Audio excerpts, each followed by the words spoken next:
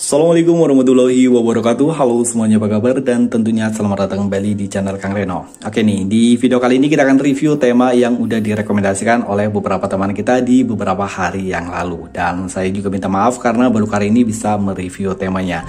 Oh ya, di rekomendasi kali ini kita nggak akan rubah sama sekali temanya. Biasanya kita ada perubahan di bagian wallpaper ataupun di bagian icon dan juga di bagian lock screen. Tapi kali ini kita nggak akan ada perubahan sama sekali. Dan itu sekaligus juga jadi pertanyaan buat teman-teman nih. Kalian lebih suka memilih ataupun review tema yang ada perubahan ataupun dimodifikasi oleh saya pribadi, atau masih lebih suka tema bawaan dari TS-nya atau nggak dirubah sama sekali? Kalian bisa menulisnya di kolom komentar. Oh ya nih, sebelum kita lanjut ke rekomendasi tema yang pertama, tema di rekomendasi kali ini semuanya tembus singgah ke akar. Oh ya nih, buat teman-teman yang belum subscribe, mungkin alangkah baiknya jika kalian tekan tombol subscribe terlebih dahulu. Dan jangan lupa nyalakan juga lonceng notifikasinya, biar kalian gak ketinggalan kalau channel ini update video terbaru.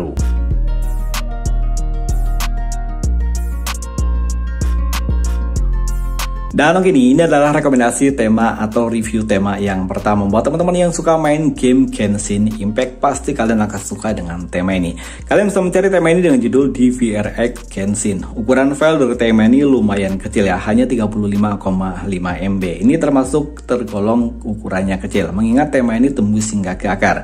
Desainer dari tema ini adalah Iana. Kalian bisa menemukan tema ini dari region Indonesia ataupun dari region India. Dan oke, ini adalah tampilan dari home screen.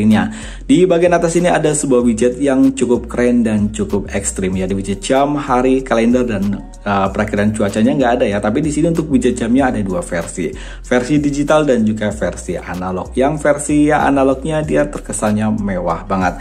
Icon pack pada tema ini semuanya berubah, dan untuk wallpapernya saya suka ya. Karakternya hampir mirip seperti wallpaper dari Samsung gitu. Control center pada tema ini yang pasti ada perubahan baik di bagian indikator baterai ataupun bar sinyal. Dan tema ini hanya full compatible di mode gelap. Dan oke nih, ini adalah tampilan untuk notifikasi barnya. Papan telepon pada tema ini yang pasti ada perubahan, dan untuk numeric numbernya saya suka gradasi warnanya ya. Kontak, detail kontak pada tema ini juga ada perubahan, termasuk yang pasti tema ini berubah juga di bagian aplikasi ya, pesan sistem.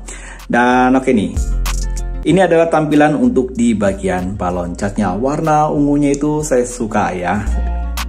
Untuk gestur animasi pada tema ini ada perubahan, dan buat teman-teman yang masih menggunakan navigasi bar atau lebih suka menggunakan navigasi bar, tema ini juga udah ada perubahan kok di bagian navigasi barnya. Setelan atau setting yang pasti pada tema ini ada perubahan, dan di sini keren ya untuk di bagian setelan atau settingnya. Di bagian atas ini ada tulisan Genshin. Dan untuk tentang telepon, logo dari MIUI 14 di sini masih menggunakan tampilannya standar, tapi secara keseluruhan di sini semuanya udah berubah, termasuk untuk warna dari persentase storage. Sayangnya sekarang jarang banget tema yang tembus hingga ke bagian persentase storage gitu ya. Sementara untuk kontrol volume di tema ini masih menggunakan tampilan yang standar, tapi untuk warnanya dia udah dirubah mengikuti warna dari karakter temanya, yakni warna ungu. Untuk recent app pada tema ini ada perubahan di bagian jendela mengabang ini. Opsinya dia keren-keren banget ya, ada kayak semacam logo-logo di permainan Genshin Impact gitu. Dan untuk tombol clear di bagian sini logo dari sang desainernya. Dan oke nih, kita akan lihat untuk tampilan di bagian aplikasi pesan WhatsApp. Dan untuk aplikasi pesan WhatsApp seperti biasa ya, dia hanya tembus di bagian luarnya aja. Sementara untuk di bagian dalamnya dia masih menggunakan tampilan yang standar. Dan oke, ini adalah tampilan untuk di bagian lock screen. Di bagian lock screen di sini simple banget ya. Untuk wallpapernya jujur saya suka banget untuk tampilan dari wallpapernya. Kesannya mewah banget. Ada widget jam, hari, dan juga kalender. Untuk widgetnya di sini juga keren.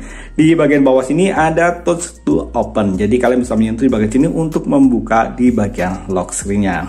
Sayangnya di bagian lock screen ini nggak ada shortcut aplikasi apapun, termasuk untuk shortcut ke aplikasi pemutar musik. Dan oke, sekarang kita akan lanjut untuk rekomendasi atau review tema yang kedua.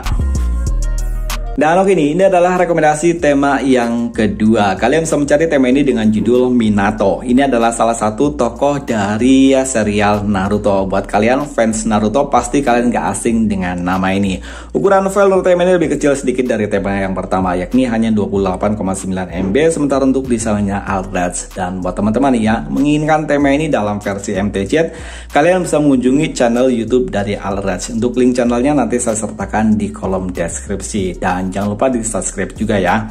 Dan oke nih, ini adalah tampilan untuk di bagian home screen-nya. Di bagian atas ini ada widget jam dengan font yang cukup tebal, widget jam, hari, dan juga kalender tanpa adanya perakiran cuaca. Sementara untuk icon pack pada tema ini semuanya berubah, nggak ada satupun yang tertinggal. Dan untuk wallpapernya di sini cukup simpel ya, gambar daun kering gitu. Control center pada tema ini lebih ekstrim perubahannya, dan di sini warnanya kuning-kuning cerah gitu. Control center, maksudnya indikator baterai dan juga bar sinyal pada tema ini juga ada perubahan. Dan sama seperti tema yang pertama, tema ini juga hanya full compatible di mode gelap. Dan oke nih, ini adalah tampilan untuk di bagian notifikasi barnya. Papan telepon pada tema ini ada perubahan di bagian numeric numbernya, dia cukup simpel ya. Sementara untuk kontak, detail kontak pada tema ini juga ada perubahan, termasuk tema ini merubah di bagian aplikasi pesan sistem. Dan oke nih, ini adalah tampilan untuk di bagian balonnya. Di bagian sini dia hanya menggunakan warna gelap aja dan polos tanpa adanya wallpaper. Sementara untuk gestur animasi pada tema ini ada perubahan, dan buat teman-teman yang menggunakan navigasi bar, tema ini juga udah ada perubahan. Dan di sini untuk build gesturnya juga udah berubah, dia ukurannya jadi lebih kecil gitu. Setelan atau setting pada tema ini yang pasti ada perubahan. Tentang telepon, logo dari MIUI 14 di sini udah dirubah. Logonya jadi gambar Minato gitu. Sementara untuk di bagian dalamnya sayangnya masih menggunakan tampilan yang standar, dan secara keseluruhan untuk di bagian sistemnya menggunakan wallpaper yang sama. Dan oke nih, ini adalah tampilan untuk di bagian aplikasi pesan WhatsApp. Di sini untuk tulisnya warna kuning cerah gitu ya. Sementara untuk di bagian dalamnya dia masih menggunakan tampilan yang standar.